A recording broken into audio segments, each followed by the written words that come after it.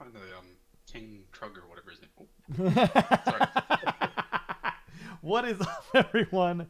Welcome to another episode of AOS Trash Pandas.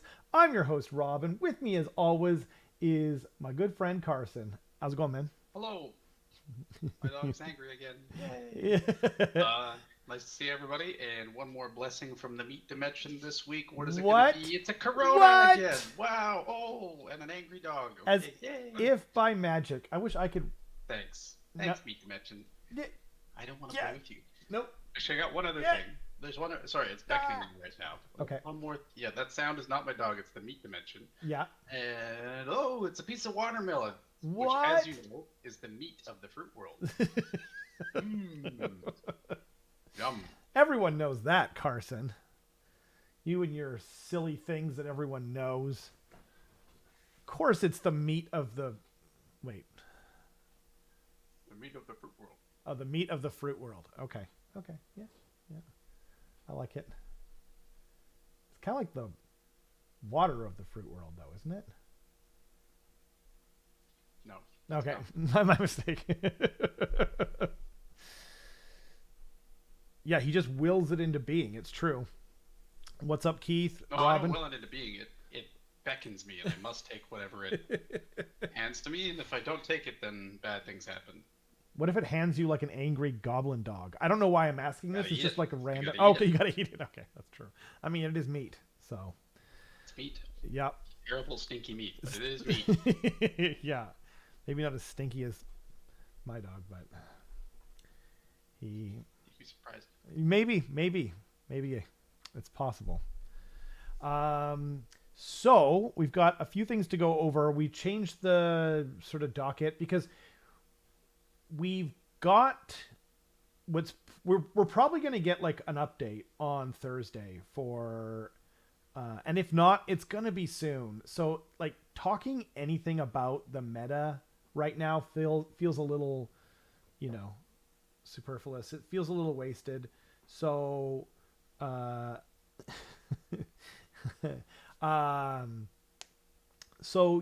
we're going to, kind of go over all the stuff that's been handed to us. There's been a lot of previews and such. And then we're also going to talk about Carson had another win at another tournament. What a jerk. Yeah, What a jerk, man. I know. But the meat is too powerful. What can you say? Yep. It does a body good. That it does. Mm-hmm. That it does. It empowers your dice. So, speaking of That's which... the microwave. Sorry. Well played. Or not well played, actually. Well... Hey, my dice are toilet tested, okay? I'm clean. They're toilet tested. They go down like nothing. Yep. Never seen them again. Yeah. Oh, gee. Yeah, we got lots of stuff to... There's a bunch of new stuff. a bunch of new stuff, so it probably won't be the longest episode, but there's so much cool stuff coming out. One thing I didn't bring up because this is technically an AOS podcast is the Tyranids came out last weekend, so that was cool. I picked up the codex. I ordered a few things and nothing came in except for the codex. And I went to the Games Workshop website to just see if I could buy the things because I know they have kind of a, they don't especially love our local store because they give a discount. And so they kind of screw them over whenever they can. And they were sold out of literally everything Tyranids on the GW website except for Barbgons. Everything. Wow. Yeah. Like, Wow. so I don't know. I thought about doing like a video is Games Workshop, incompetent, or something like that, right? Where it's like you could look at it from two ways. It's like, are they good at it and they're doing so well that they sold everything out, or are they, doing poorly enough in the manufacturing side of things and the production side of things that they can't keep up with their demand? I don't I'm not going to word it like incompetent, but you know what I mean? Like, do they know what they're doing or you know what I mean? Something along those lines was how I was originally going to phrase it. but it was kind of like a think piece. But yeah. But anyway, so did you happen to see this clearly 40K thing? I did. Yeah. I think, it is 40K. It seems like for sure. As to what exactly it is, it's tough to say. Some people have said like maybe it's like a machete, looks like Katachan sort of thing. But to me, it looks like the end of like a futuristic Naginata, like ooh, a I made on a like stick sort of thing. For those that Cool. don't know, Cool. I like it. Yeah. I mean, I would probably go with the machete because of the flat top and the what do you call it? The little saw blade thing that's going on. Yep. It definitely. Yeah, I think your Katachan idea is pretty solid. Also, it has like a beer opener on the back, which I think is cool. So, there you go. Yeah. I've got my Age of Sigmar beer opener right here. Do you? What? Oh, did you That's get from the U.S. Open? Oh, really? Oh, Yeah. okay. Okay. I thought you got it from your old job or something, maybe. No. I was like, that's crazy. Like, what a weird thing that they gave you. Oh, man, I'm jealous. That's pretty dope. It is weird. It's actually pretty high quality. It's like hefty, and it's kind of like, it almost feels like it's made of the same material as the 3-inchers that they sell. Right. Sorry, one sec. I thought you were. Oh, man. Wow. Building 30 Namarti Reavers. They're a cool kit, Robin. I love those guys. I've got 10 more. I've got 20 built and painted, but 10 more than I could. No Skaven hardly. Yeah, I think that it's just countdown to the 4th edition release, Bahamut. I think we were kind of lucky to get that Pestilin warband, which by the way, I painted it up, and we filmed a battle report last week, and I thought that the dice cam didn't record. The dice cam's back, by the way, so that's exciting. And then I thought that my camera deleted it because we ran out of space on the main camera, and then I took out the one from the dice cam and put it in there, and then it said formatting, and then I thought I lost it. And so anyway, but I went back in there. It was like hidden in like a subfolder after it formatted it for some reason. I don't know why, but anyway. So I went in, I found it, and it's all there. So yeah, it should be out pretty soon. It's going to be Skaven versus Soulblight Gravelords.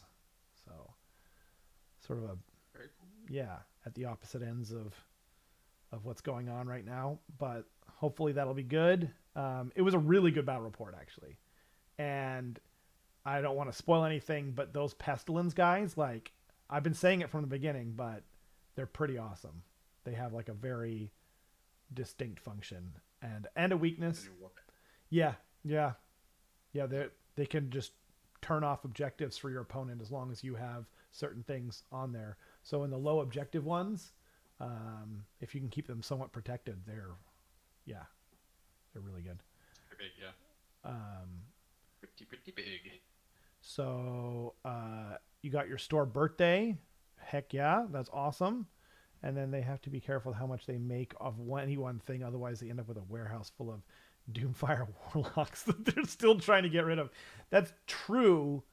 That's like, I think a lot of it's the packaging and stuff like that. But like, if they sell out of everything, it's just like, man, I feel like you can look at it from two different perspectives, and that was kind of what the video was going to be about.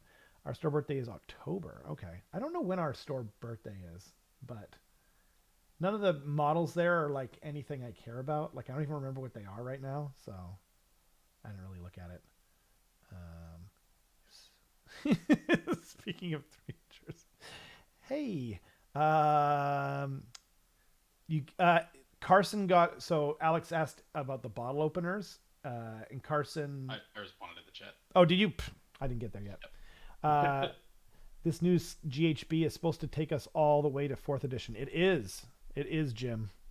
And that's a good name, by the way. Good old Jim Skaven. Jim Skaven, the founder of Skaven himself. Yeah, like James Workshop, right? Yep. Yeah. He's another Jim, if you will. Yeah. Okay. FLGS, it arrives when. Oh, okay, interesting. I didn't even know that you could do that. But oh, you mean like the Tyranids or something like that? Yes, that's true. That's what I did, and they said that mine's coming in on the next order. But like, if everything's sold out, I'm not sure that it's going to happen. But it's whatever. Like Tyranids are, I love them. I just love the models. Like this I put together the Death Leaper, like that night, and it's honestly one of the coolest models I've literally ever seen. Like I can't believe the dynamic sort of pose and everything that's in this model. It's just, yeah, chef's kiss, baby. But yeah, okay. So yeah, something 40K, whatever. Poop scoops. It's some kind of futuristic poop scoop. How about that? That works. And poop shovel. Poop shovel. Yep.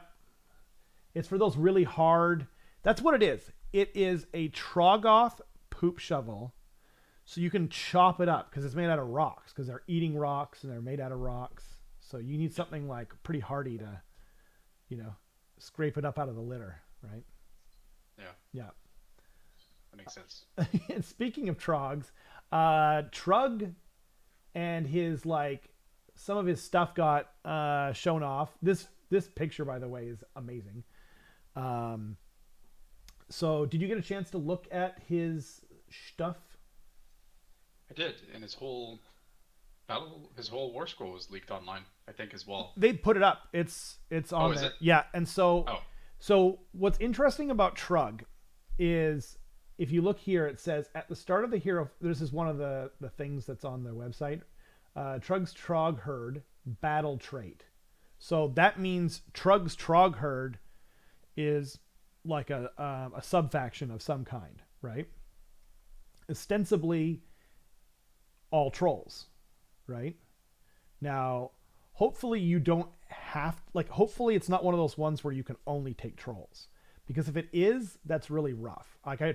So his points leaked. It's 320, and I cannot find a combination of trolls that I can take where I'm not 100 points down, or 90 points down, or over, right? And so I'm a little bit nervous, The battle scroll's coming as well. The battle scroll is coming. That's true. Maybe I don't know though. They might just be like, I don't know. When they go that hard and they double nerf stuff, they never take it back. They never hope springs eternal. That's a good point. Maybe they'll be like, because they hit gets across the board so hard. I haven't heard anyone say that they're still too strong or anything. I've heard most people seem to agree that they were over nerfed. Yeah. And I really wish not even just Gits, but all armies, I wish they would stop doing that, because no one's happy with that. Light touch until you get to the right spot, and then just give it a good amount of time. But even if they don't touch stuff, other stuff comes out that's new and it balances itself. They don't need to touch stuff this often, but whatever. Anyway, so Trug's Trog Herd looks like it's going to get its own sub-faction. And I think, and it looks like there's going to be command traits and artifacts for it here. The former can even affect unique units, which is cool, meaning Sleeceless Growth can boost regeneration and great regeneration even further on Trug, making him near impossible. I don't think, we'll look at it in a minute, but yeah, no native ward save, so yeah. When you roll the dice, it determines the number of wounds you can heal with a friendly Trug's Trog Herd unit regeneration. Add 1 to the number of wounds you can heal. So it sounds like if he's in their faction, that faction together with them, he's going to boost the whole army, right? In at least in their healing, but it's only 1, which is nothing to sneeze at, but I don't know, we'll see. And then one of the artifacts is subtract 1 from hit rolls and wound rolls that target the bearer if they've been picked to fight in the same phase. So basically, if they activate first, then they become -1 to hit and wound. That seems pretty good. Like it'll basically only work on your turn and only work if you choose for that thing to go first. But, you know, it's a good way of like being able to hit something and then have them be less enticing of a target to be hit back. You can include Kragnos. That could be an interesting list to ensure that your trolls get into combat first. Look at just a big block of 9 or something. That's Absolutely true. Slap something and then just have really good defenses. That would be fun unless it's it's an army of renown. Okay, that's what I was worried about. No. Okay, so they have regiments of renown, and now this is a new thing called armies of renown. Yeah. Which is... So generally, from what I've seen, it seems like they're very heavily themed armies. I see. Okay. So I'm suspecting it's going to be like, to take this army, they have to be all Trogs. Yeah. And if that's the case, you won't be able to take Kragnos. But I hope that's not true, because Kragnos and Trug is like, what do you call it? Like the Smash Bros or something like that would be awesome. Yeah, I hope that's not true, but I fear the worst. So, but that's a great pickup, Ladivicus. So, Trogs and Kragnos. Yeah, that would be so much fun. So here's his War Scroll. He is 320. Oh, you guys can't quite see that, but he's 320 points. It's just below this line here. You guys can't quite see right here. He's 320 points. He's a leader. He's behemoth, of course. Single, unique. Base size is 100 millimeters, which is good. I wouldn't want him any bigger than that. Like 130 gets pretty unwieldy, you know. Even a 100 millimeter round is nothing to sneeze at, right? So then, he's 16 wounds, 6-inch move, 4-up save, 8 bravery. I'm surprised by the 8 bravery, you know, because like they kind of roll in the intelligence into their bravery usually, and trolls are dumb, so but that will make him heroic recovery even, you know, pretty easy. Not bad. He needs to though, because he's got a lot of built-in healing. He does, but like he's got 16 wounds, so, and no native thing, so it's kind of like Alariel, where he might need everything he can get. You know what I mean? That's true. The 4-up save is, you know, but like he does. So we'll get into that. His attacks are, he's got 3-inch range on everything, which is awesome, right? He has 4 attacks when he is undamaged. For his Iron Shell Club. 3s and 3s, -2 red, flat D6 damage. Not bad. D6 is so random though. Like you could, you know, on 4 attacks, you could, even if everything goes through, you could end up with 4 damage. You're just like, okay. Yeah. This is almost the same profile as the Trog boss, I think, right? Yes. I think it's the exact same thing, actually. Yeah. I'm pretty sure it's the exact same thing. And he could, mighty antlers. And the Trog boss could affect him because he could all-out attack him, and he's a Trogoth unit, and that's on his War Scroll. So there is some play there. But then he also has mighty antlers, like you said, 2 attacks, hitting on 2s if he's undamaged, wounding on 2s, -2 rend, 3 plus D3 damage, which that starts to get spicy. You know, only 2 attacks, but overall he can slap. You know? Yeah. He can definitely slap. And then he's got a special rule.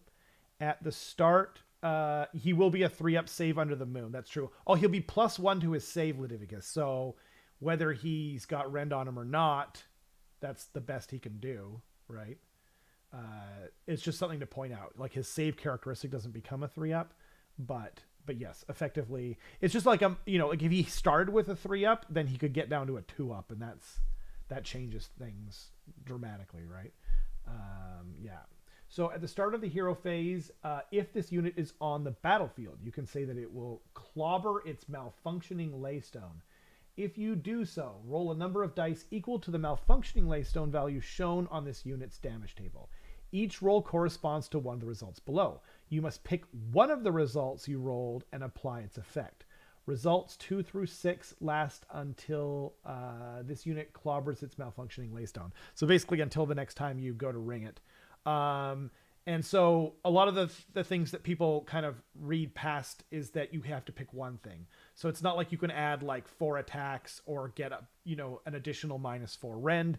It's just you just pick one of the things, and basically what you're getting with the rolling the 4 dice is the ability, more variety, the ability to choose more things. So 1 is it just suffers D3 mortal wounds. Of course, they have to have something bad on there for some reason. And then number 2 is add 1 to the attacks characteristic of this unit's melee weapons. So you'd get 5 attacks and 3 attacks. It's not bad, If you don't need the rend, which is number 3, improve the rend characteristic of this unit's melee weapons by 1. That's kind of cool. Roll a dice each time this unit receives a command. On a 2-up, you receive 1 command point. So if you really need the command points, then you could, you know what I mean? Like just give this guy basically his command points become almost free, which is kind of cool. And then 5, only unmodified hit rolls of 6 for attacks made with missile weapons only score a hit. That's interesting, but very situational, and there's not a lot of shooting in this game right now. And then 6 is this unit has a ward of 5 up. So you have to roll a 6 to get the thing that, that the other trolls already have. So, or the rock gut trolls have. So that's interesting. I'm not really sure, you're going to totally laugh the first time you roll 4 ones. I know, everyone's thinking that, right? And nuke your whole army. Do you know something we don't, Ludivicus? It's like a good version of the Engine of the Gods table. Yeah, it's like a good version of the what do you call it? Screaming Bell as well. Breaking Tad. And welcome, by the way. Trolls, yeah. So anyway, maybe Ludivicus can enlighten us there. But and then at the end of the combat phase, pick 1 enemy model. In the Trog herd, all effects apply to the whole army. So that's interesting. So then they must be Trogs only, right? It must be that. So. Yeah. Okay. I don't know how did you know that, Ludivicus? Or if you can enlighten me, if not, don't worry about it. But so that's interesting. So that kind of changes things a little bit in terms of his value for sure. Although you have to keep him alive. And if he doesn't have a ward and I've just got 3 warp lightning cannons, I'm okay, then I'm just going to turn off your whole army. It's in the article? Dang. Okay. Thank you. I didn't, that's pretty cool. So, okay. Yeah. I don't know, at the end of the day, he's an awesome freaking model. So it's pretty tempting just to do a theme thing. I don't think he'll be competitive. Just because you're pigeonholed, trolls don't have movement. You know what I mean? There's a few things that they kind of suffer from. And yes, it must be all Gloomspite gets and all Troggoth keywords. Yeah, that's what I thought. Yeah. Yeah, so you can't even put Dobby in there, hey? That's that's a little unfortunate. Even if they could just let you have that, right? And or the Mire Brute. That would be sick, actually. Oh, that would be fun, but whatever. And then at the end of the combat phase is Crushing Grip. Pick 1 enemy model within 1 inches of this unit and roll a dice. If the roll is equal to or greater than the model's wound characteristic, it is slain. So equal to is pretty awesome because you can literally just pick up a Mortek Guard and you just get to pick up a Mortek Guard, and you can pick up the command model, and then they can't use their their what's it called, ethereal dealy. So you mean a Mortis Guard? Mortek Guard, the one that that's just an example. Yeah, actually. Oh, gotcha. Because Mortek Guard are 1 wound, and it just you have to equal it or beat it, and there's no one that always fails in abilities. So it's just okay, you're a command model that allows them to have an ethereal save.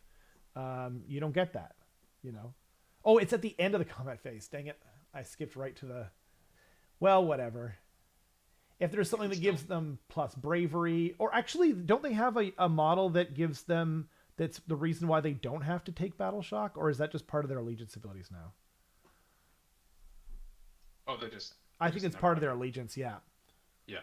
I mean, it's still interesting because 6 wounds unlocks a lot of heroes as well. Like, there's like the kind of weaker heroes that are 5 wounds that'll probably not want to be in combat unless you tie them up explicitly. Yep, that's true. And then there's the 6 wound heroes that you're just like, I've got a 1 in 6 chance of just eating this guy. Yeah. Which would be pretty crazy because there's no ward saves or anything to be made there. Exactly.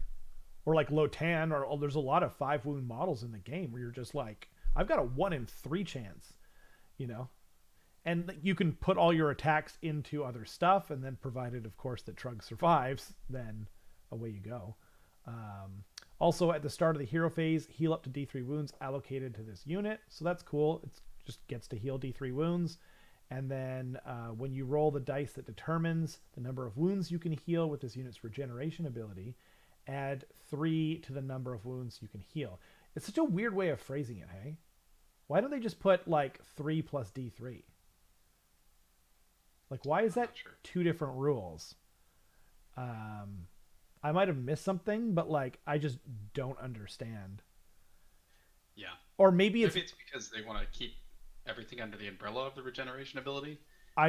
Maybe it's phrased this way, but like maybe the whole army gets like his regeneration ability, because it's going to be a separate army, so they're not going to get the allegiance abilities of Gloomspite gets in general. So that would take away the ability for Trogs to heal, and if it takes away their ability to heal, then he'll basically restore it, as long as he's alive. So again, you can maybe that's how it works. Maybe it's not. I have no idea. But well, so the command trait that was in the article said that anytime you heal something within a Trog herd army of renown, yeah, with the regeneration or greater regeneration ability, add 1 to the number of wounds you can heal. So maybe that's why. Okay. So then I see. Then he actually, in his own army okay, he's healing D3 plus 4 instead of D3 plus 3. And Ludivicus says their regeneration is on their war scrolls. But then again, why is the D3 like separate from the 3? Because regeneration is already an ability that's on the regular Trog's war scrolls. Totally, but then it could just say imbued with life, and then I see. And then it would say regeneration, greater regeneration, and imbued with life. Yeah, I guess that's true. So it's I don't know. I see why they did it. There's no real wrong answer, I think. I guess so. It's kind of clunky. It is clunky. Yeah, exactly. Okay. So, and then that's everything. So what do you think? I think it's kind of interesting. Certainly it's not going to be like ridiculously competitive. Yeah. Because a lot of when I think of Trogs being used in competitive lists, I just think Ricky Fisher, and his list does have screens, which is an important part of his list. And I think he also runs Skagrut, if I'm not wrong. But he has. Right, yeah. And I'm sure there's some key units that he uses that he would no longer be able to use with this. Exactly. Just because there's not enough support when it comes to Trogs. Like, you don't ideally want your Trogs to get like smacked by something. No. Because this really only gives you like Trog Boss, Rock Guts, Fell Waters, Dankolds, and him. And so the Dankhold Trog Boss. Yeah. And Mollog, if we're being technical, and his stupid gang.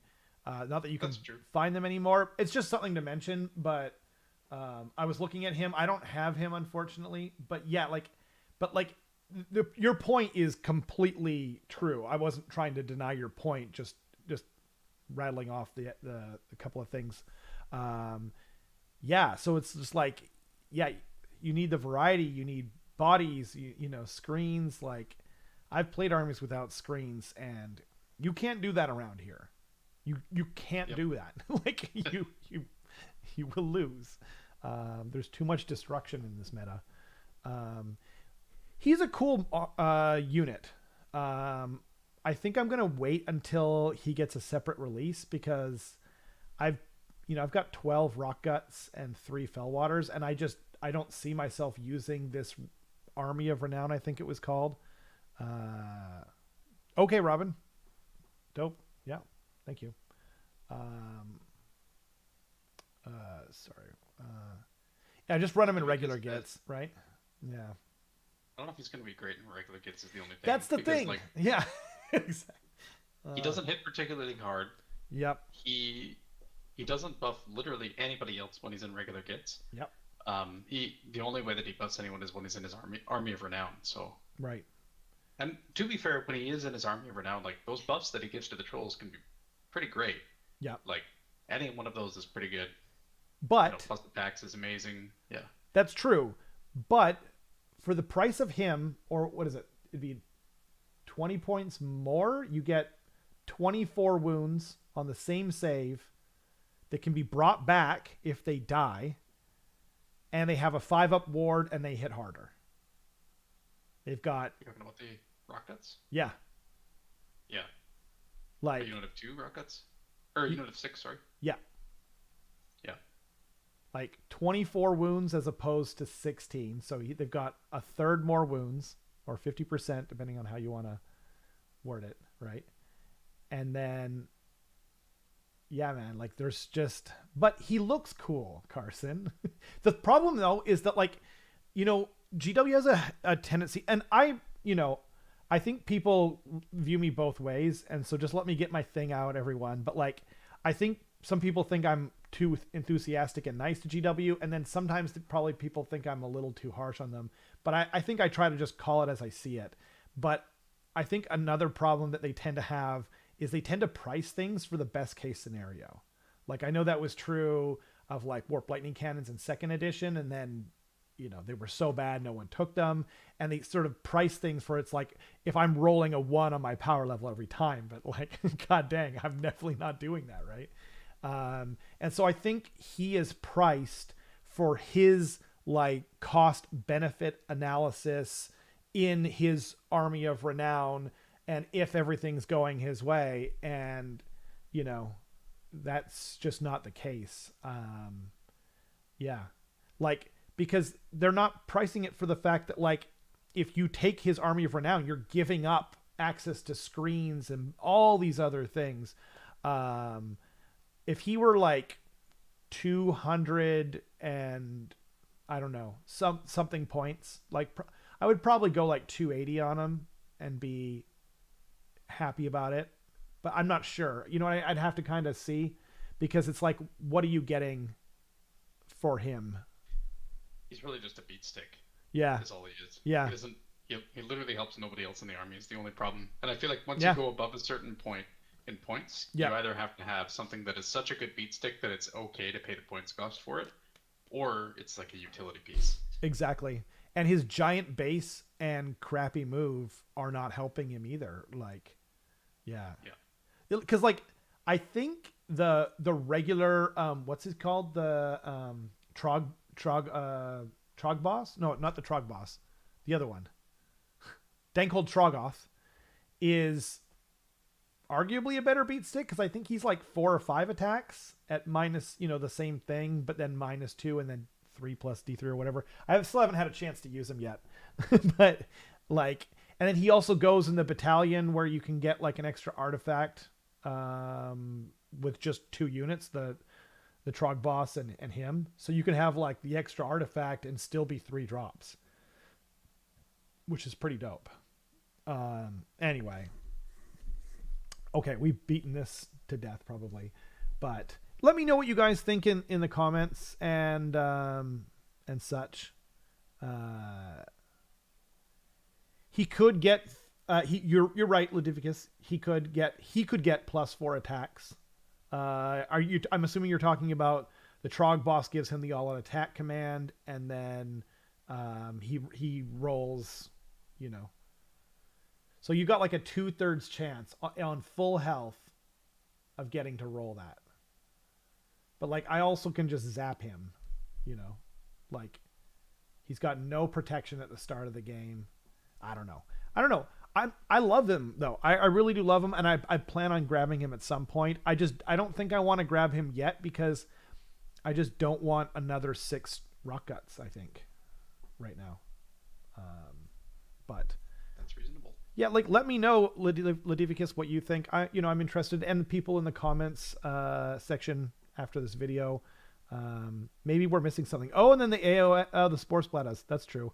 Although the spore splatters, I haven't been taking them. And snufflers. That's true. Yeah, you could have. Dang, that's true. Wow, that's a good. Those are good points for sure. You need a lot of luck for that, but yes, please. 30 rock gut drugs, and this guy is a legal list. Okay. Just putting that out there. 30 rock guts. And this guy. Jeez Louise. 17. No, it'd be over. Oh, it's 170. Oops. Yeah. Yeah. 27 rock guts, and this guy is a legal list. Do you like how I just did that in my head, like instantly? And I was like, wait a minute, you're 20 points over. Oh, that was awesome, though. I appreciate it. Okay, so now we're on to this got shown. Okay, hear me out, guys. I still think Fire Slayers are the worst looking army. But seriously, these models are ripping. Like, I'm not into dwarves. I'm not into Fire Slayers. But god dang. These are the coolest Fire Slayers. They need to keep going. Right? With Fire Slayers, yeah. Oh my god. Like, what a difference. And the baby Magmadroth is, I'm here for that. Yes, we're all here for that. We're all here for Dew and Claw. We're all here for that Kraken guy that they showed. Harsh but true. Yeah, spoken like a true Skaven player, Mr. Skaven. Yeah, no, my mortal enemies for sure. But, like, and I know this is neither here nor there a little bit, but these paint jobs are so good. I love the way they paint these beards. I'm actually particularly a fan of the skin. How they almost look like burnt. Yeah, but for sure, they've got that like Bugman. You know, they look like really. They look like, what's the word? Like almost windburned, and you know what I mean? Yeah, like a little bit cooked. Yeah, I don't feel guilty, Robin. And we actually saw our first female Fire Slayers. I guess that should be pointed out. 2 of them are female. Oh, true. Yeah. Yeah, that's true. The ones without the beards. I'm disappointed that they don't have beards. Am I the only one? Like, they should have beards. They're dwarves. Right? No? Just me? Maybe it's just me. Yeah. Again, I really like these guys. Like if the whole army was this, I still probably wouldn't collect them, but I would be tempted. Like, yeah, more of this. If the whole army looked like this, I feel like I wouldn't be asking, okay, who's that guy again? And what is this army? Yeah, that's so true. Yeah. Yeah, you could, I have no idea the difference. Like people could just make up stuff for me on the Grim Wrath Berserkers and the Hearthguard Berserkers, and like I don't even know, is that all one kit? They just have different weapons? Like I have no idea. Gun to my head and I would be anyway. This though is awesome. I should probably try and focus on the good stuff. I like the scorpion tail whip thing that guy has. That's dope. His backpack is dope. The guy with the 2 military, like everything in here is awesome. Yeah, I don't dislike any part of this. Like what Breaking Tad just said. Imagine being a new player and you get this box thinking the rest of the Rainfall is cool. You're like, oh, that is the perfect statement, because you'd be like imagine it's like your significant other is like, I know you like dwarves. I think you're going to love this game, AOS. I love it. So, I got you these Warcry Vulcan Flame Seekers. And you're like, these are the coolest dwarves I've maybe ever seen. surely this is just the tip of the iceberg. And when I see the rest of it, you know, and then you're like, oh, none of them look like this at all. In fact, like they all have mohawks. The Magmadroth is cool though. I will say the Magmadroth is cool. Maybe I'll leave it at that. These models are cool. Well, we'll leave on a positive note. How about that? There's no deciding to collect. You make a good point. It's like that line about drug dealers, and it's like people. I don't sell drugs. Like people love drugs, so just kind of like that. These are awesome though, and you know what? Like seriously, good job to whoever sculpted them. I really wish we could know that information, because like sometimes you just want to go like, my God, this person gets this army, and just send them all the kudos in the world. Yeah. And I don't know if you noticed, but there's like a map to the background here. I just think that's cool. I wish they'd kind of do funky little stuff like that more often. Anyway. Yeah. Anything I'm missing, Carson? I don't think so. Cool. On to the IJ. On to the IJ. My brother's initials. Okay, so what's that? Did you just dox your brother? Yeah, kinda. Old irritable bowel syndrome Johnson. Yeah, I think that's me. Very irritable. So we got a bunch of rules leaks. I believe this army is also going to have like, I think they put in one of the articles that like they're basically, this is their war scrolls and their lore, and there's going to be more stuff in a coming book, or maybe it's probably in the Dawnbringer book, hey? But like I heard this is the supplement. This is the supplement, but like... Oh, sorry, you mean like an Army of Renown or something? Yeah, I think they're getting like artifacts and an Army of Renown, because all I see is war scrolls here, and I'm pretty sure I read that somewhere. Yeah, I can see that. Right? So this will be interesting. So we got the Tusk boss on Mogrunta. Again, they knocked this out of the park. Like this freaking model alone has me dying to get into Ironjaws, and I don't know. My will is crumbling, Carson, but just live vicariously through Alex. I'll try, but he hasn't been out here for a battle report in a really long time. That's true. So shame. That's true. Maybe Hillary, or maybe both.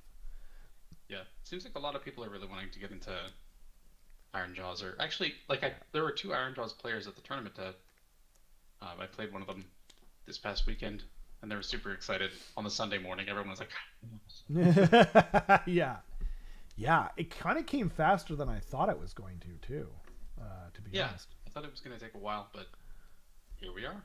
I guess FEC are coming in hot soon. Yeah, I mean they got the whole winter to do it. They do and they don't. Like they don't release stuff in December, right? They almost never do, at least to my memory. Maybe I'm wrong. You guys can sort me out if I'm wrong in the chat, right? Army of Renown for Skaven? Oh, that'd be so sick, Bob. Why are you telling me the things that I didn't know that I wanted? Damn it. Scryer. Ooh. Anyway, we'll probably have to wait for the release. But what were we talking about? Tusk boss on Mogrunta. Tusk boss on Mogrunta. So just for like context for this whole war scroll, this guy is 300. So I did remember, just real quick. I appreciate that. I don't forget your points that I think you were going to announce. But oh dang it, did I forget it again? You got to be kidding me. No. That's what it was. Okay. December they never release stuff. November is usually Battle Force boxes. So I'm thinking next month for FEC. That's my guess. The army box. But they still haven't even done the full release for Cities of Sigmar. It's just the army box. Maybe you're right. Maybe that'll be October. I don't know. Anyway, Tusk Boss on Ma Grunter. Tusk Boss Grunta, sorry. on Ma Grunta. So some context for this War Scroll is 380 points for this unit, which is quite a lot. That's a lot. It's very expensive.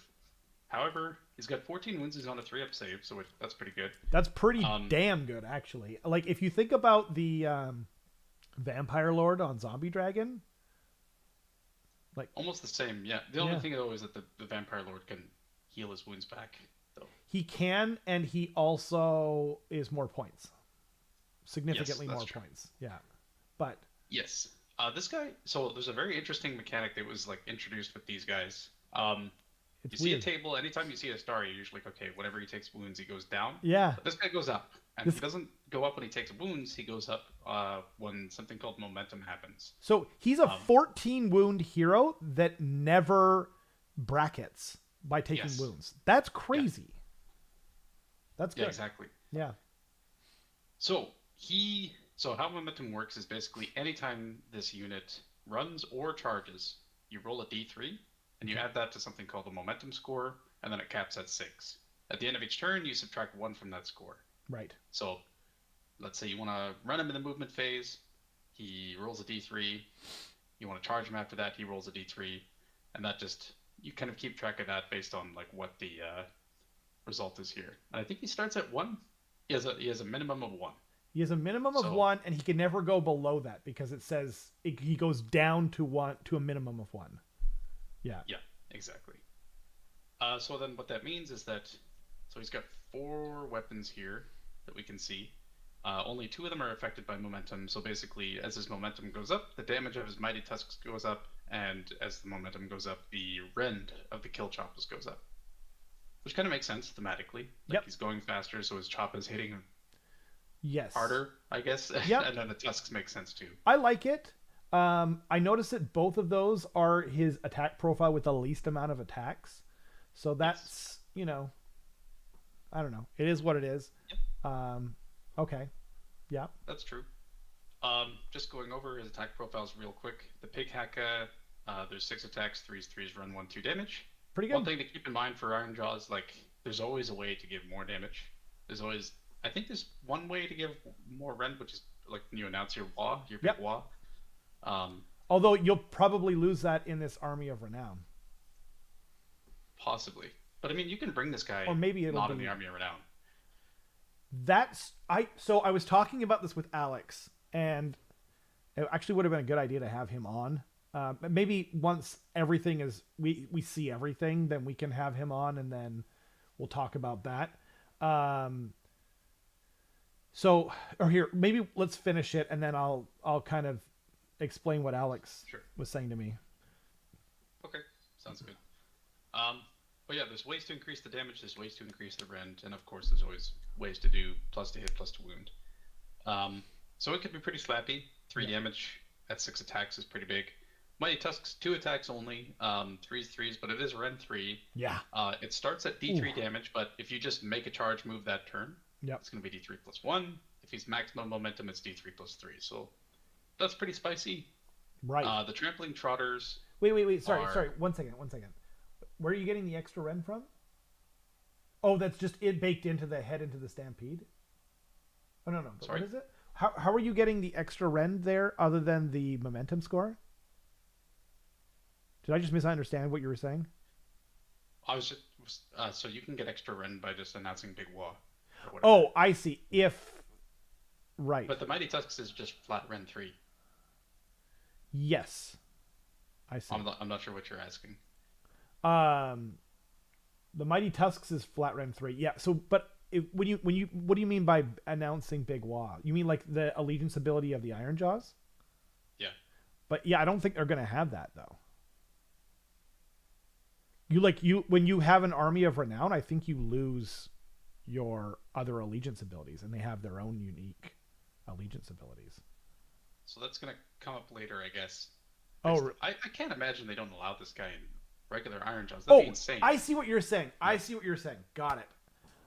I'm totally misunderstood. Yes, they absolutely will allow this guy in main Iron Jaws. I'm with you now. I'm sorry. I'm not, because we have no idea what's going on in Regiment Renown yet. That's or true. Army Renown or whatever. That's true. So yeah, he does have the Iron Jaws keyword as well.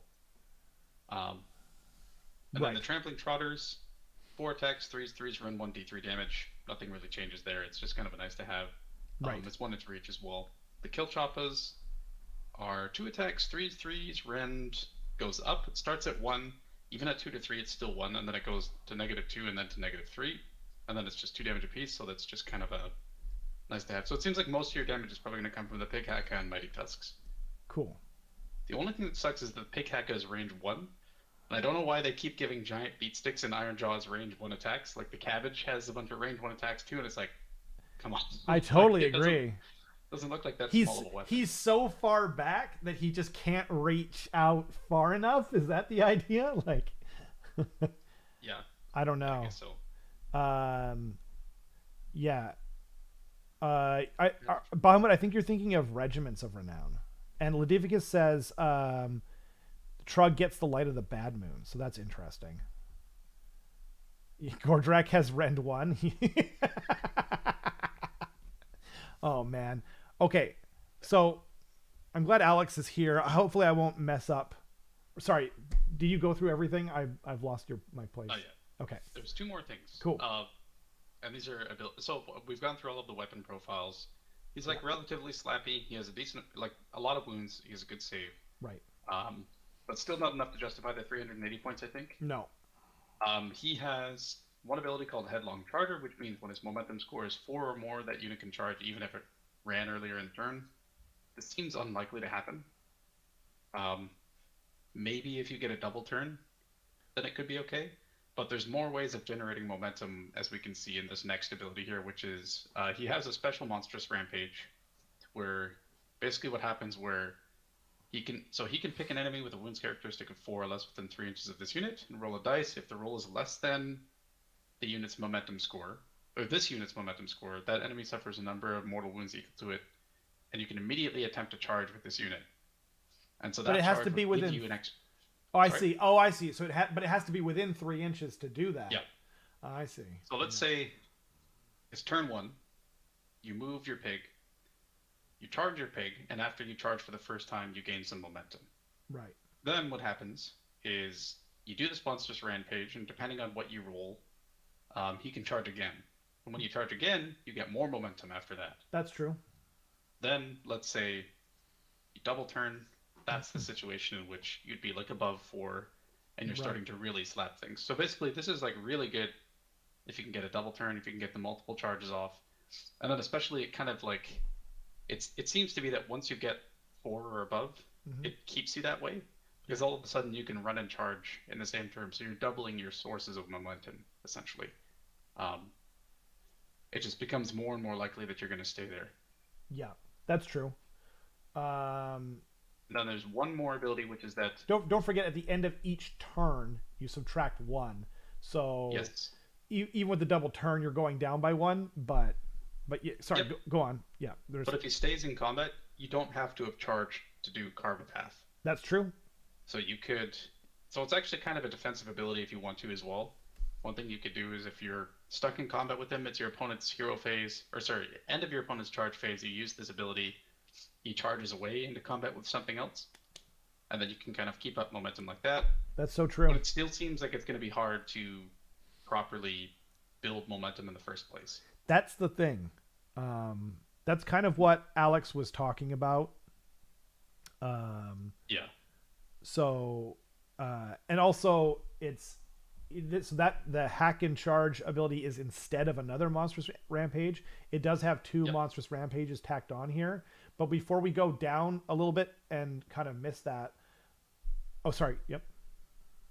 One last ability. Sorry. Oh, sure. Yeah. It's that he allows you to reroll. So if he charges, yes, he allows you to reroll the charges for all other Ma Grunter units on the battlefield. That's pretty cool. However, one key thing is you think that means all of the pigs in IJ, but it actually doesn't. It's just these new Ma Gruntas. It's just the new Gore ones, Gruntas are the old pigs. Exactly. So it's an important thing to know. Yeah, it's funny how, like, you know, as a community, both in 40K and AOS, we've never really shown GW like, hey, we want to build armies of just like one model.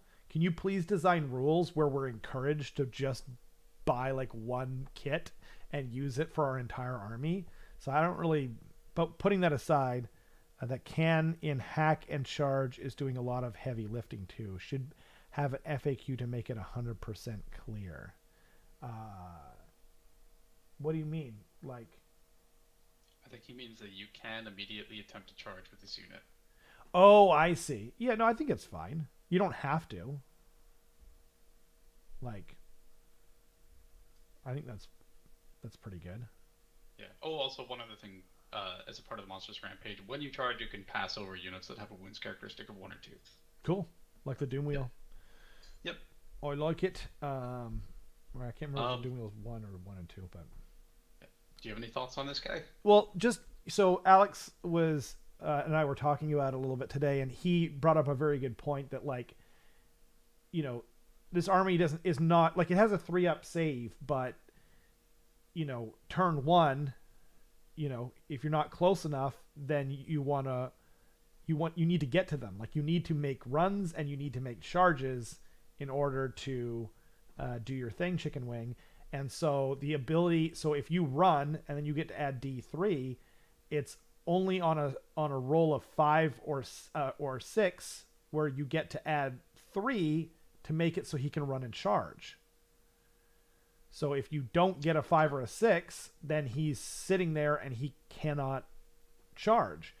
So unless the ROA has more stuff, I'm assuming it will, to be honest, that allows you to get more momentum stuff, then this guy's going to be kind of hard to justify. As Alex said in the chat here, in IJ, for 460 points, you can have a cabbage.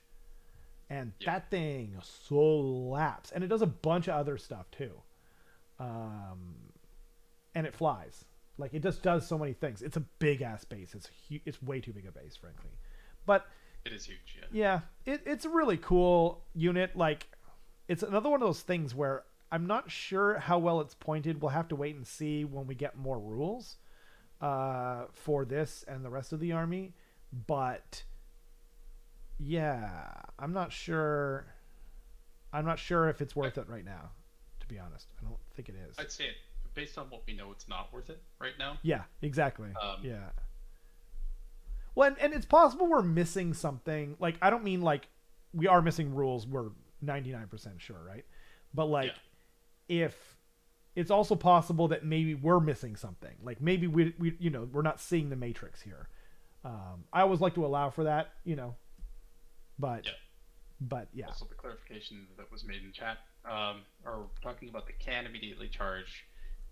Does that mean that it's overriding the fact that you can't charge when you're within 3 of another unit? Oh, I see. Well, it wouldn't it have to be, because like you have to be within 3. Oh no, yeah, you would have to be within 3 inches to do a. Oh no, you don't have to be within 3 inches to do this Monstrous Rampage. You do. Oh, but okay. the thought is that it would kill the model that you're within 3 inches of, or the only model that you're within 3 inches of, I guess. And then you can charge. That would be I'm pretty sure they're going to FAQ it so that you can charge out of combat. I see no way that you would not be allowed to do that. That'd be crazy. How is this even possible if you can't? Yeah. I think the ability becomes impossible to do, and therefore we can deduce that. It's not impossible. It's just very, very unlikely. Because let's say you charge into a unit of like 3 1-wound models or something. Yeah. And then you roll a 3 on the die and you kill all 3 of them. Wait, what? How are we killing them with that? So what happens is when you roll the die, if it's less than this unit's momentum score, it deals that many mortal wounds to the unit. Oh, I see. And then you can make the charge roll. And so I see. So you'd have to like nuke something, and then that's like so freaking obviously not what they're intending here, but I agree. Yeah. That's fair. Without further ado, do you want to go into the sure next one? Yeah, well, it does have has one unique Monstrous Rampage here. Yeah, there's just one on this one. There's another one on the one below it. Well, Monstrous Rampage has Carve a Path written under it, right? Yep. So isn't that a separate one? Oh, I see. That was the same. Sorry, that's the same ability. It is, yeah. Okay. Yeah. Oh, I see. Hack and charge is them just unlocking the alluding to monster's that. Oh, action. weird. That's so weird. Okay.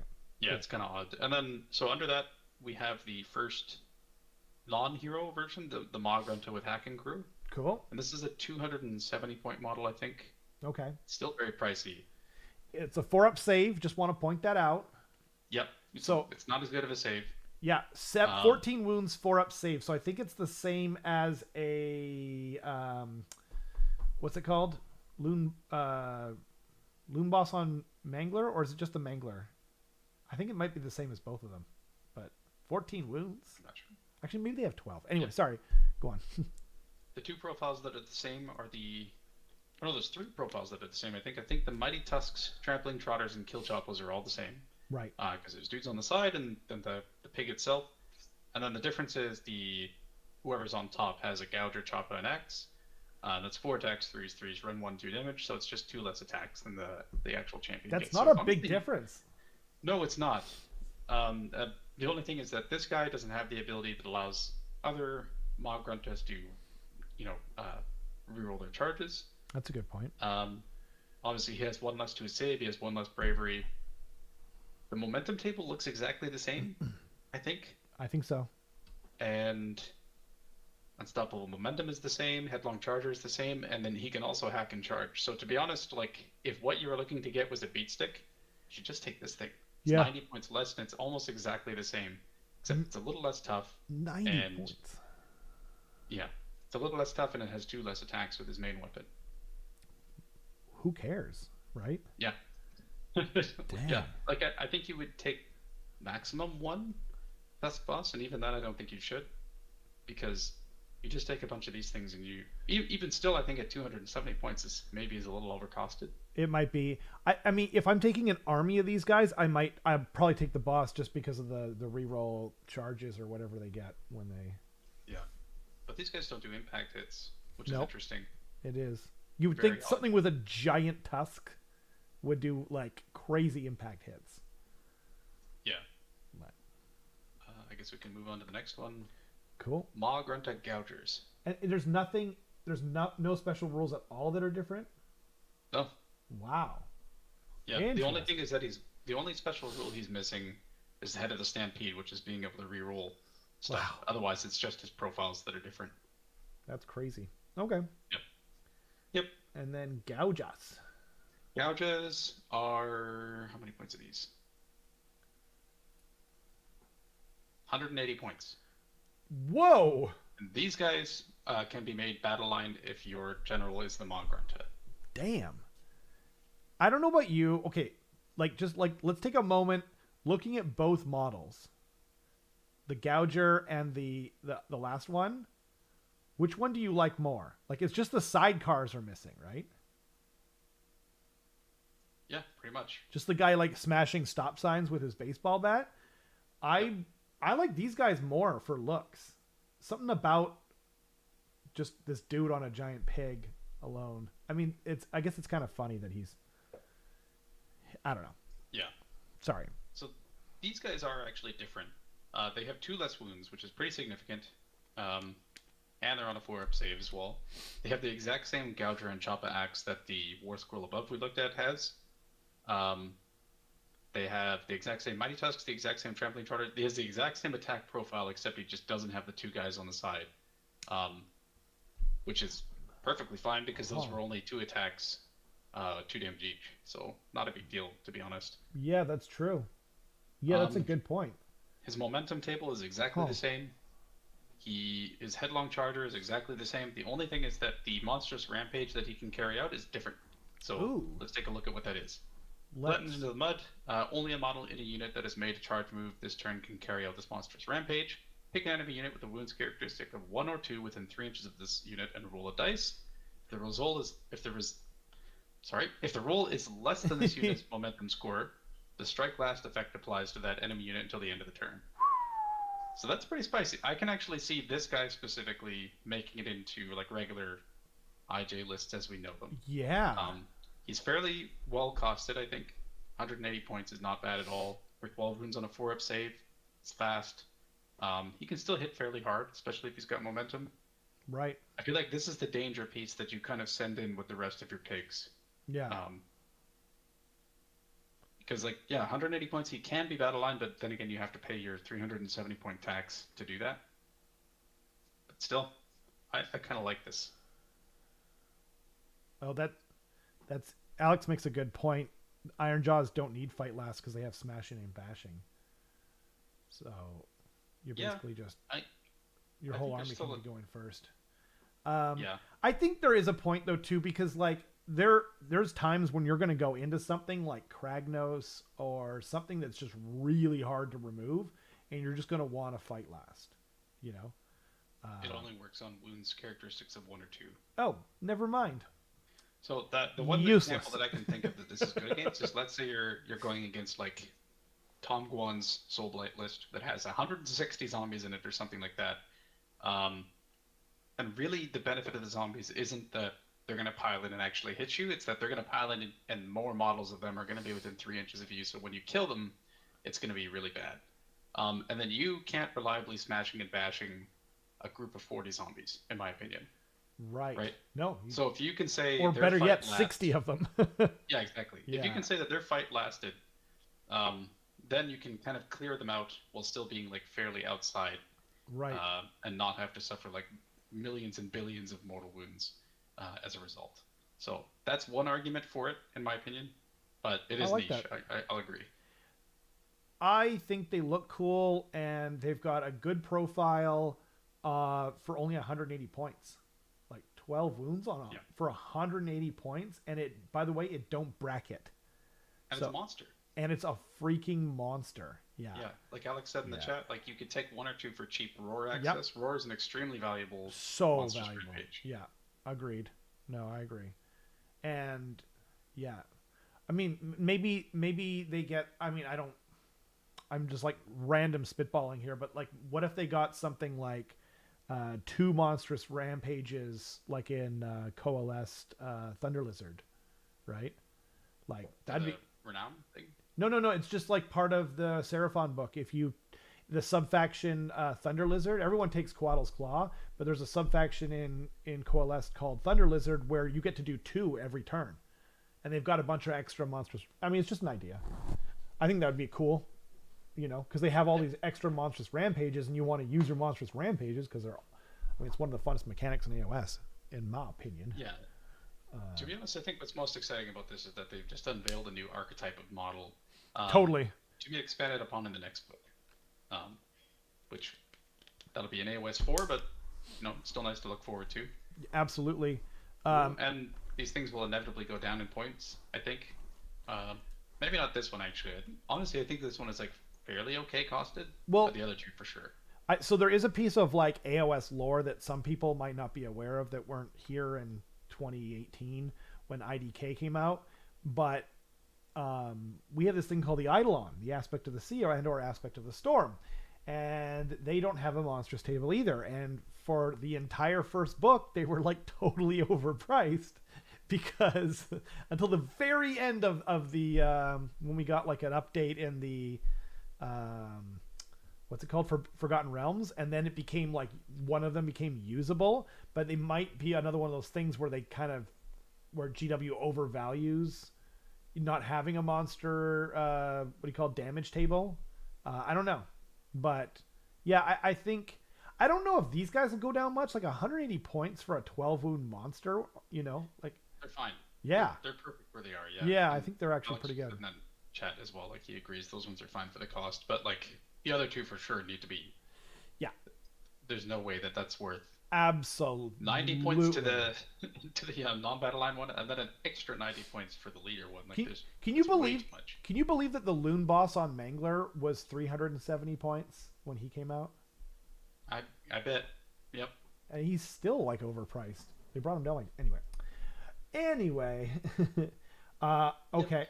And then we've got Ardboy's Big Boss. Actually, let's look at the Ardboys first because he's interacting with them. So true. Yeah. Ardboys have changed. They've effectively turned into Chaos Warriors. They have. Yeah. Because they're blocks of 10 now. They're Right. 2 wounds each, 3 up save. 3 up save is great. They used to be 4s. Yep, they did. They have 2 weapon options. One of them is the choppas, one of them is the stickas. It's the classic trade-off of 1-inch reach with hitting on 3s versus 2-inch reach and hitting on 4s.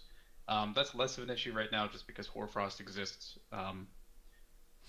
Right. But then again, like I still think it's you don't want to be using Hoarfrost on hard boys probably. So And I don't think this army has a reliable way of getting Hoarfrost off in this magic meta, so you can't count on it. So yeah, I think that's an extra. that's true. But One key. it should be pointed out though that Ardboys, like, they're not there to kill. They're there to take a hit. They're the anvil. They are Ard. They are an anvil. Yeah. They got some new stuff. So for each weapon option, they have like a special ability. For the choppas, whenever they charge, they get +1 attack. So that's all of a sudden 3 attacks on 3s. 3s run 1/1 damage, and again, you have very good access to +1 damage in IJ. Yep. That's true. With War Chantas. And with your stickas, when something charges you, you get +1 rend, which is pretty cool. Yes. So they're going to rend 2, and they could also potentially be 2 damage. So it's not anything to shake a stick at. Get it? It's pretty interesting. I think most of the time you probably just want to take choppas. Just because I can't see people running blocks of 20 of these, especially because they're bravery 5, which is Right. awful. As soon as you lose one model, it's like on a 5 you lose a guy, Yeah. on a 6 you lose 2, and that's just after losing one model. You're probably going to lose way more than that after. Yeah, that. In my opinion, like art boys are bait for just like plunking your long range small shots at them. Yeah, and if Just you to have be like, I'm gonna make you spend a CP, haha. Like, well, also there's a lot of monsters now that just turn off whatever that's called. inspiring presence. Inspiring presence. So I think like you're taking the triumph when you can to not have to deal with that nonsense. Ludivicus did say Loom Boss on Mangler is still overpriced at 340. He says, "Don't get me started." Yeah, absolutely. I'm right there with you. I've been saying it from the beginning. Okay. Alex says choppas are kind of worthless. 1-inch reach on a 32mm base and obeying coherency. You can stagger them and still be able to get them all in. Yeah, like it's definitely hard. It's also kind of a headache. And yeah, so like because I've just been dealing with that with Saurus Warriors, and in a block of 10, I've been taking clubs because it's just not worth it to me for hitting on force. Force is so swingy that I don't like it. But in here, when you get extra rend if they charge you, like -2 rend when they charge you, there's something there, Yeah. But I probably do one of each, like I did my Saurus Warriors, just because variety looks cooler. But yeah, I can definitely see an argument for both. Just the way that I've seen Iron Jaws played in the past, like screening hasn't existed, so yeah. Perhaps Art Boys now fills that need for like a screen, and a tough screen at that as well. Very tough. So yeah, I wish Saurus Warriors were a 3-up save, man. I would trade a lot of stuff for that. But yeah, that's true. Very true. And then they have one last ability, the Shield Bash, which every time this unit fights, after all of its attacks have been resolved, pick one enemy unit within 1 inch of this unit and roll dice for each model in this unit within 1 inch of that unit. These dice rolls are referred to as Shield Bash. It's basically the same as Bites for Saurus Warriors. Yep. Each 6 is a 1 mortal wound. And I'm sure we're going to get the same FAQ that we got for Saurus Warriors, where it's like when they fought, or as of when they fought, or something. Yeah, exactly. Oh no, this is after they fight immediately. It's not into the combat phase. Yes, they clean up the wording in this one. I guess they learned from their mistake, maybe. Yeah. Even though that FAQ certainly came after this book was printed. Warpstone and Alex are saying 220 is too expensive for a screen. I don't think you meant a screen. I think you meant an anvil, and they are an anvil. Yes. Yeah. I did say screen though. That's true. You did say screen for sure, but I don't. Yeah, they're not a screen. True. Yeah, they're just not. Yeah, that's true. 220 points is a lot. So I don't know what role these guys are going to really fill, but I'm sure someone smarter than me is going to figure it out. So get to it, Alex. Come Do we want to go back up to the... Sure. Yes, we'll go back to the guy who's going to be buffing them. Ardboy Big Boss. Do you want to read that one? Sure. 6 wounds, 3 up save, 7 bravery, 4-inch move. Woo, that move. So then 5 attacks, 3s and 3s -1, ran 2 damage, which is the same as like most of the Saurus heroes, or I think the Stormcast too. It seems like vampires, everyone's just getting this profile. Wish they'd be a little more creative, but what are you going to do? What I love about this, sorry to interrupt, what I love about everyone getting this profile, this is the exact same profile as one Ogre Glutton champion. Crazy. A single battle line Ogre Glutton champion, 5 attacks, 3s, run 1, 2 damage. So I'm just like, your heroes are as good as my standard baseline Ogre. That's wild. Why are you telling people that? They are 100% getting a nerf now, and it's all thanks to you. Yay. Yay. So he's got an ability called Iron Fisted Commander. What I can do with that. This unit can issue the rally command up to 2 times in the same phase. If it does so, each command must be received by a friendly Ardboys unit, so it only works on Ardboys. No command point is spent the second time, so you just get to do it once for free. So you're just rallying every turn you can for free. That's amazing, first of all. In addition, when a friendly Ardboys unit receives the command from a friendly unit with this ability, you can return 1 slain model for each 5 up instead of 6. I think that's pretty good. Like, especially if you've got although the bravery is kind of the issue, right? As your goblin dog knows. And then another ability is add 1 to shield bash rolls made for friendly Ardboys units while they're wholly within 12 inches of friendly units with this ability. So they get the coalesced treatment for their mortal wound attacks at the end of their fighting. I think if you've got a unit of Ardboys or 2, you probably want to take this guy. I mean, just the ability to rally alone for free is amazing. This guy's 100 points.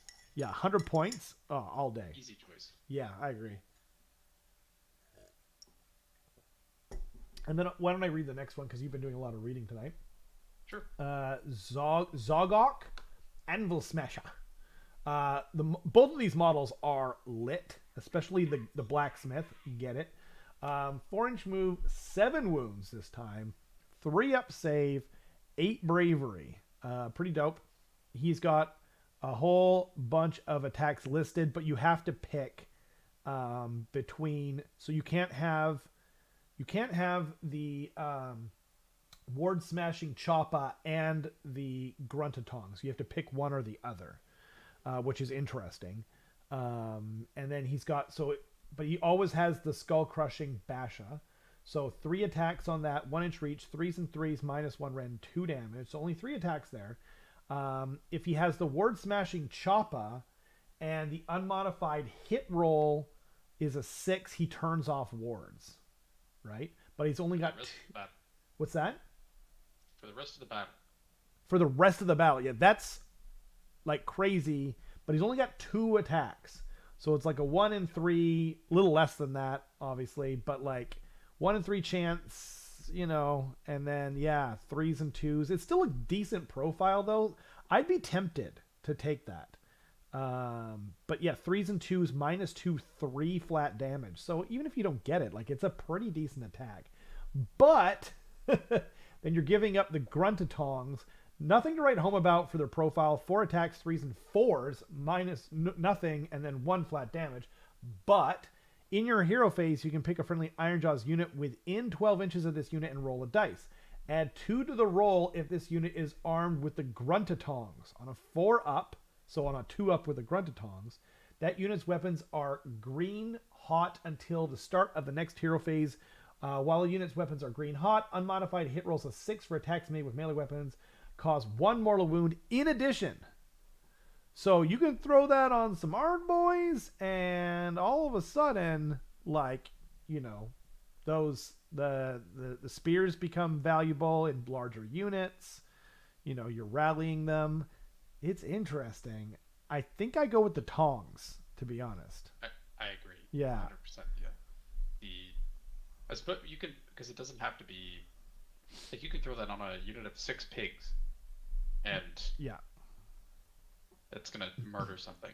Yes, It's almost unfortunate how much better this is than the Ward Smashing Choppa. it is. I agree. Um, so Alex says, ask yourself, do you want the good thing or the walking meme? Also, the meme looks better on the model. I I so I actually used to blacksmith.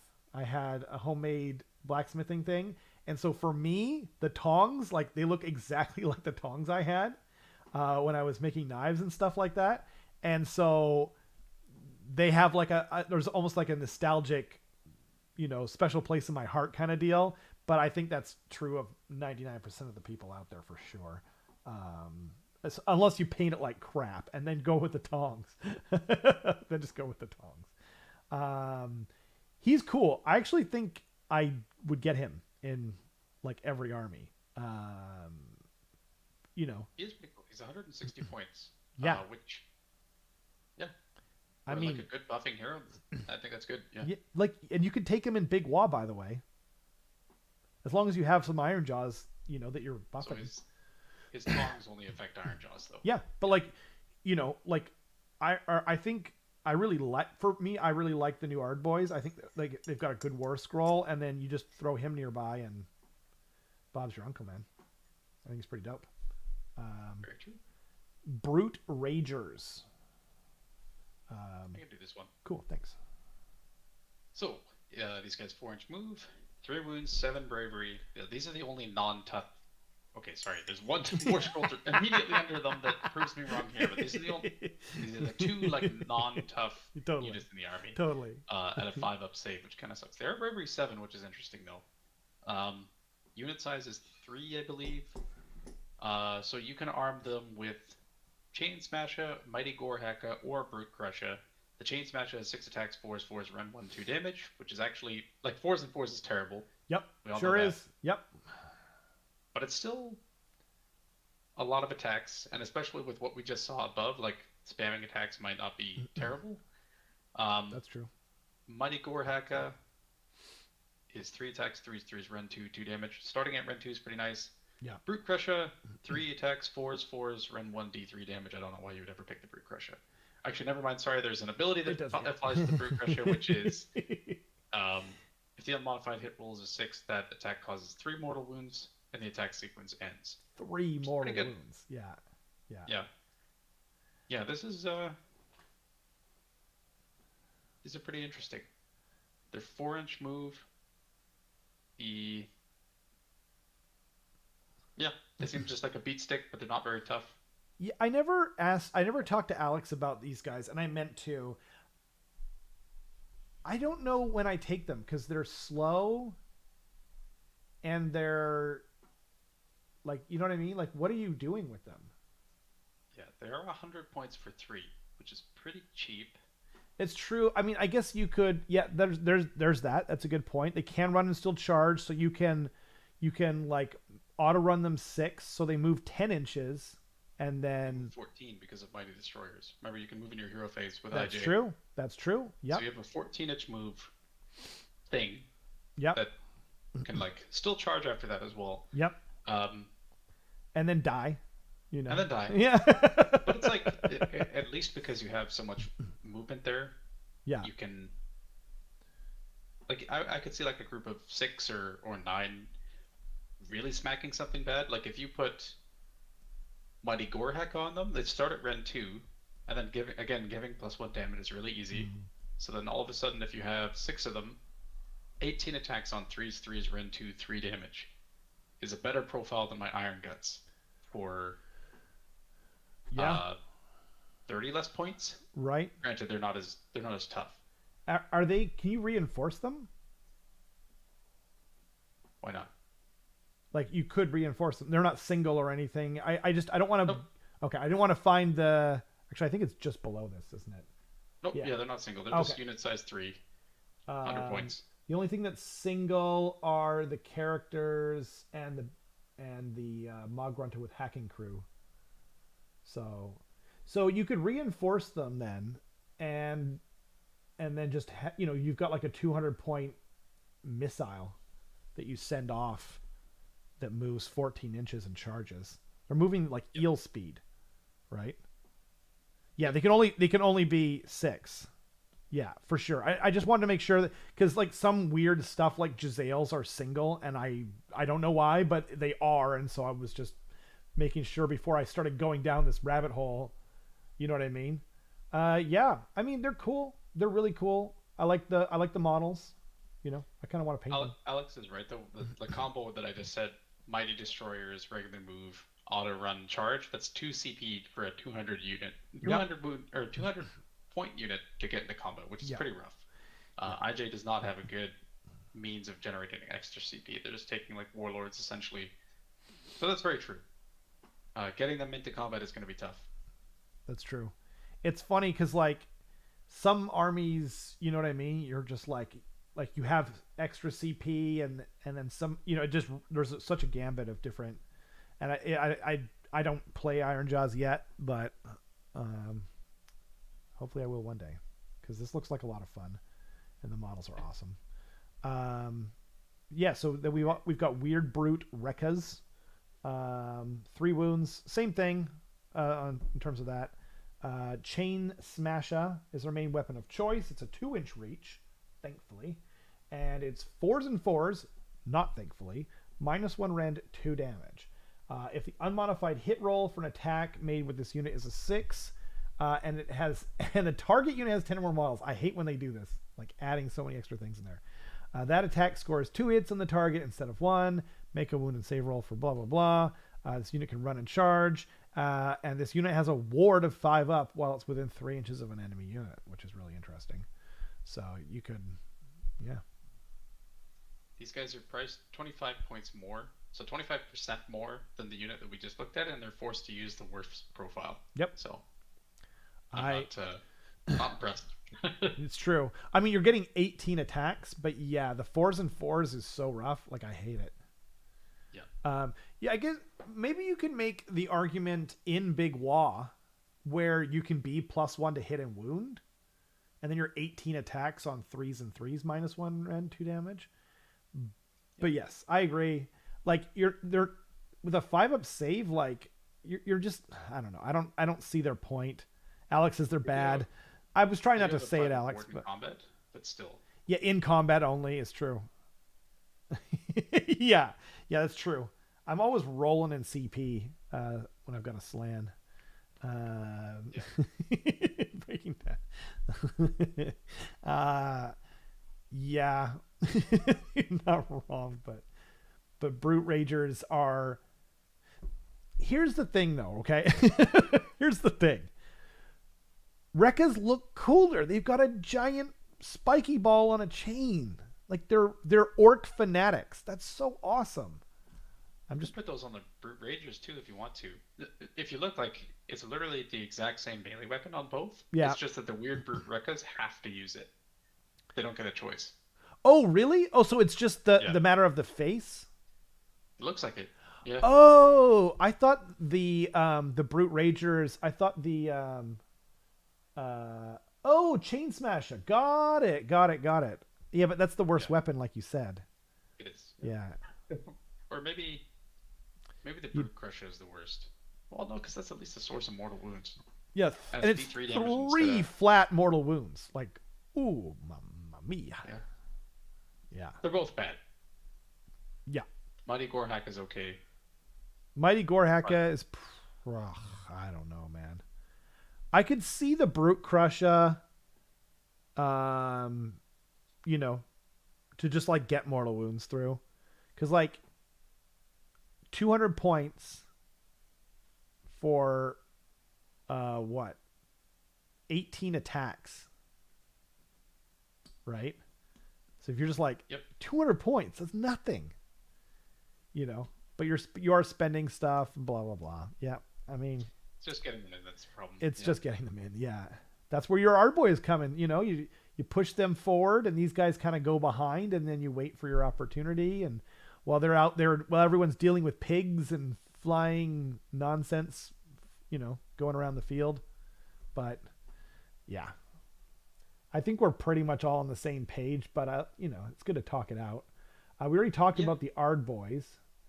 So that's basically, I guess, a recap of all the stuff. Like... Yeah. The art boys seem kind of cool. The Ma Granta Gauja seems good in my opinion. Good for its points. Zogrok Handful Smasher is pretty neat. He's got a cool ability, and I think the art boy big boss is. You definitely want to take him if you're running art boys. Yeah, yeah, I agree. What are your thoughts? Beautiful models, very fun rules. I think we'll have to wait and see. It just says they're bad. Yeah, I mean, I know you're referring to the other thing, but like, I think we'll have to wait and see what the ROA is doing. Once we know that, we'll have a more complete picture. Maybe Alex will be kind enough to come on and chat about them once we know more, and we can kind of get like a full, we can fully get our heads around the army as a whole. I think we're probably missing like half the info on how this army functions. So what we're really talking about are the war scrolls, and I think they all have a place except for maybe the orc fanatics, whatever they're called. Rekkas. The Rekkas. That's such a cool name too. What a waste. There's a cool Dachapas list in there that no one will ever play because pigs. I mean, and rightly so, because pigs. Where's the bacon? Exactly. To put it in orc terms. Yeah, they're really cool. So, yeah, we'll hopefully have some more info coming out soon. If they're actually, I guess we will have more info coming out soon because they got announced that they're coming up for pre-order next Monday. So in like Saturday, right? And therefore on Saturday, man reads book. Unfortunately, I will not be the man reading the book because I don't get books yet. But we'll have all the information then. So then, yeah, we should be able to talk about it next week with like a full, sort of idea of what's going on. Armies of Renown will have their own tactics and grand strats, which we all know.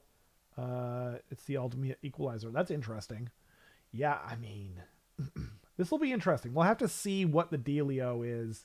I hope that this Army of Renown, because like all these cool models are coming out, so I hope that the Army of Renown isn't pigs only, because I mean, as cool pigs are, other than the Maw Crusher, I think they're my favorite part of the army, right? But it'd be kind of a shame to have this cool new army come out with all these cool new models, and it's like, hey, you want to use these properly, you just need to take pigs, or I don't know. We'll see. It's kind of like the Trug thing. We don't know enough, I suppose. At least half new models. Yeah, hopefully. Cool. So that's all of the stuff that we've seen. I don't think I missed anything. But Carson here went to another tournament and he won like a jerk. Hey. So I just thought it'd be fun to talk about that. I don't have any like picture or anything, so I'm just going to leave up this cool Iron Jaws art while you're talking. Take that, Carson. Yeah, it was a fun time. If anyone's in the kind of like western or northern Washington, I guess, area, yeah, Aegis Games is a really great game store. They hosted a little GT this weekend. Yeah. Originally, so the cap was like 24 people, but only 12 people ended up actually participating, so it was really small for a GT. Wow. So I went to a local tournament and was a big meanie. And yeah, no, a couple of us from Workdice went. Kenrick, who's been on the channel a couple times, Matthias, who a lot of you know. All three of us went to this tournament and had a blast. It was a fun little place. Bellingham's a cool town. Yeah, I like Bellingham a lot, actually. yeah. Yeah. I had probably one of the best burgers in my adult life. Damn. It was extremely good. It's called Accomplice. If you're ever in Bellingham, highly recommend. Really good. That's the name of the restaurant or the burger? The restaurant. That makes sense. It's got a cheeseburger. Hell That's yeah. all it's called. Dang. Just a regular old cheeseburger. Yep. Still thinking about it. Yeah. There's nothing Bun, like a good burger. Burger, cocaine, bun. All right. That's how Amazing. you do it. The old Coca-Cola way. You just get everyone addicted to Coke. Yep. I like it. Yep. That implies that you weren't already addicted to Coke. But how was the tournament, Carson? The tournament was really good. You went 5-0. No, it was very. I did go 5-0. Yeah. I played. So in order, I played Iron Jaws first, which was a fun game. It was just a lot of posturing until it just went, and I won the clap. So there we go. And that's not what I meant by that. I was gonna just leave it, but that's fine. Yeah. Second game I played was against Caradron Overlords. I played against the Baroxon, like super aggro, like melee army. Wow. And that was even more like super far away from each other. Like he really did not want to come engage me. I don't blame him.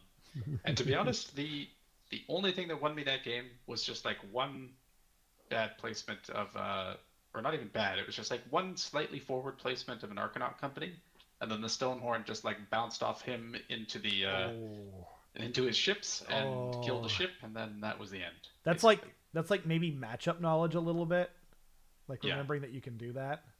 But then you also have to roll decently high on your bounce, right? No, so the Arcanaut company was like 6 inches away from the ships. Yeah.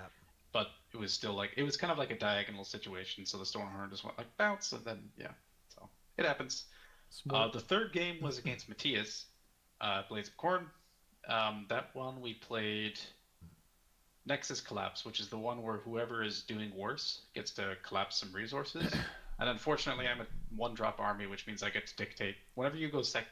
So a little tip: if you're playing Nexus Collapse, do whatever you can to go second on the first turn. Right. And then just don't play on any objectives. So whatever your opponent does, if they score like a full 5, you can intentionally score 4, and then just delete their 2 home objectives in battle round 2. Right. If they score low and they go like 2 or something like that, then you can just do a full 5, because then you'll be like 2 or 3 points ahead. Which is a pretty big lead.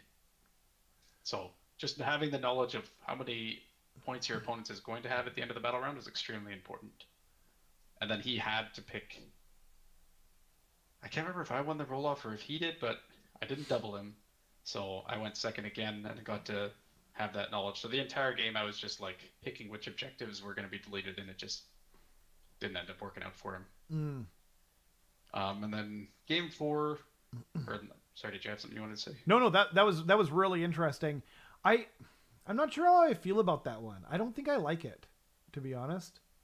For competitive play, yeah, but I don't like any of the ones that have like territory that goes right up to the center, because that takes away a lot of people's first turn battle tactics. Because not only can you not easily do Intimidate the Invaders, but you also can't easily do magical dominance, because instead of being 9 inches away from the center, instead of being 11 inches away from the center, you're 9 inches away from the center, which means your enemy's army is closer, which means you have to deploy your wizards way, way, way back, like 2 inches further back.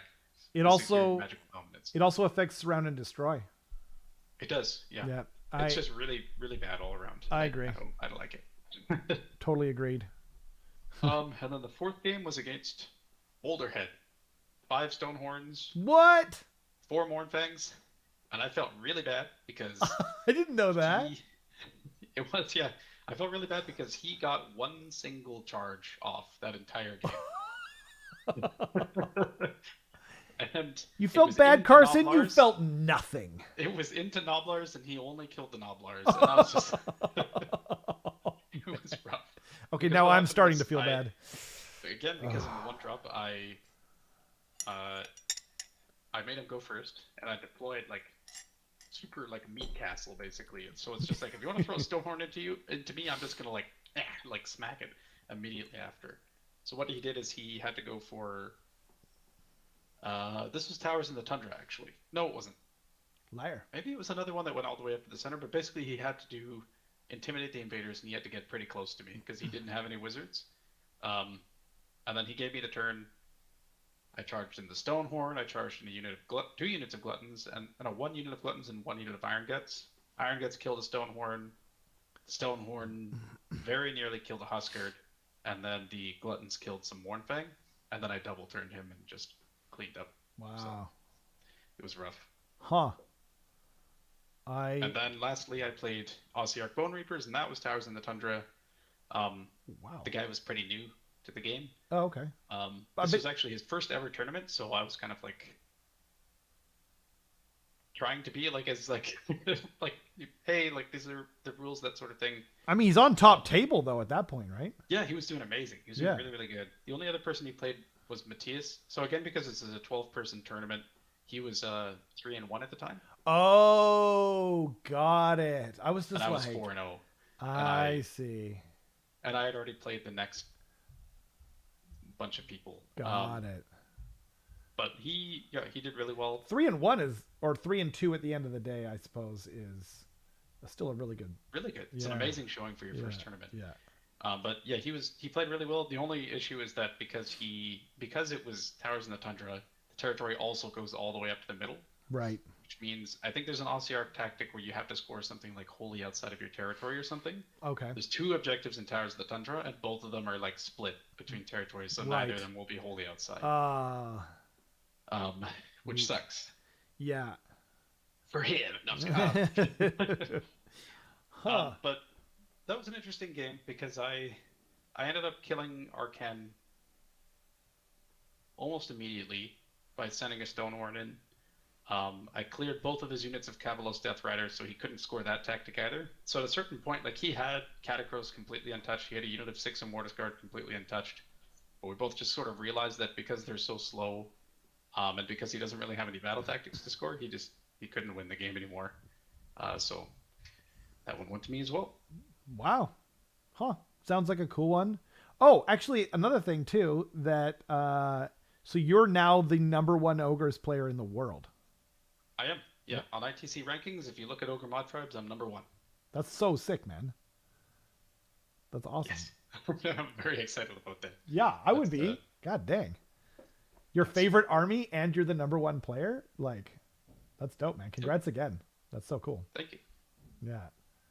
Going to be bringing a similar list, hopefully, to Sparkle Party in about a week and a half. It's going to be fun. That's going to be a much bigger tournament, 54 people. Nice. Hosted by our friends at Dimensional Cascade down south of the border. Yep. It's going to be a fun time. They're like our sister club. Yeah. Also, speaking, I was going to say, if anyone in chat is going to that tournament, I'll see you there and feel free to say hi.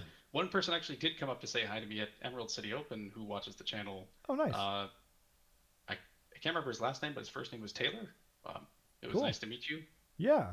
I doubt you're watching this right now, but don't anybody else who sees me at a tournament or in public, feel free to say hi. Absolutely. That's so cool, man. What was I going to say? I was going to ask you something. Ugh. I forget. Oh, Sparkle Party. That's what it was. Sparkle Party in a week and a half. Friend of the channel, Ricky Fisher, he's selling his new mats there. And if any of you haven't used it, I don't use them on the channel normally because they're not as cinematic. But if you are looking for a mat to practice on, they are fantastic. They have all the deployment zones, objectives like marked out, and they're just such a dream to crank out practice games and really understand what's going on. So they're going to be on sale there. Do you remember how much they are? 80 US. 80 US. So. Like that's really good. Yeah. Yeah. Yeah. I've bought quite a few of the mats myself that are not marked, and yeah, that's a good price. So yeah. Yeah, I'll be buying one for sure. Yeah. Yeah. And maybe we can use it on the channel, you know. No. Even nice. Fair enough. Yeah. Yeah. Yeah. Just to promote Ricky's stuff mostly. Yeah. Cool. Very cool. Is there anything I'm forgetting? I always feel like there is. I don't think so. Okay. Well, yeah. Actually, I meant to say this at the start of the show. I think I figured out the camera situations, and I got another new camera. So I'm hoping in the next battle report, it's going to be all hard cams. So no more shaky cams, no more whatever. So look forward to that. The dice cam is back in the one that's going up soon. I'm thinking it might be up by Thursday, but we'll have to see. Yeah. and let me know if you guys have any requests for the stuff that you want to see on the channel. I'm always looking for that. Armies you want to see, or even games. I'm actually gonna try 10th edition this Saturday for the first time ever. I'm gonna try it. I'm not filming anything because I just want to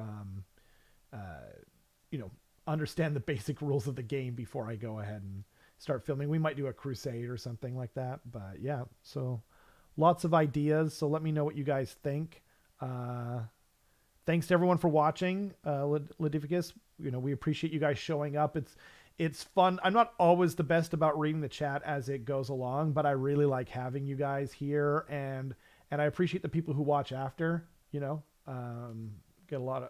getting a lot more views lately. So even when I always forget I need to put it up places. And if you guys are still here, if you wouldn't mind hitting the like button, and that kind of thing, and if you enjoy the content, if you wouldn't mind sharing this with people, just telling people about it, that's how you get real people, that I really appreciate it. My thoughts kind of wandered there. I was thinking about how I was doing the same kind of thing, when I was when I got into Age of Sigmar. There's a few different channels like Vince's and other stuff like that. I was just like, you guys got to check these people out, and so yeah, I appreciate all the love. I've seen people doing that for me, and I really appreciate them. So yeah, but thanks to Carson as usual for joining me. Appreciate you. Thanks for having me. Yeah. And you'll be at Sparkle Party in a week and a half or so, and so good luck at that tournament. And yeah, anything else I'm missing? No, I think that's pretty much it. Awesome. Okay, well, thanks to everyone for watching, and we'll see you guys next time. Bye bye.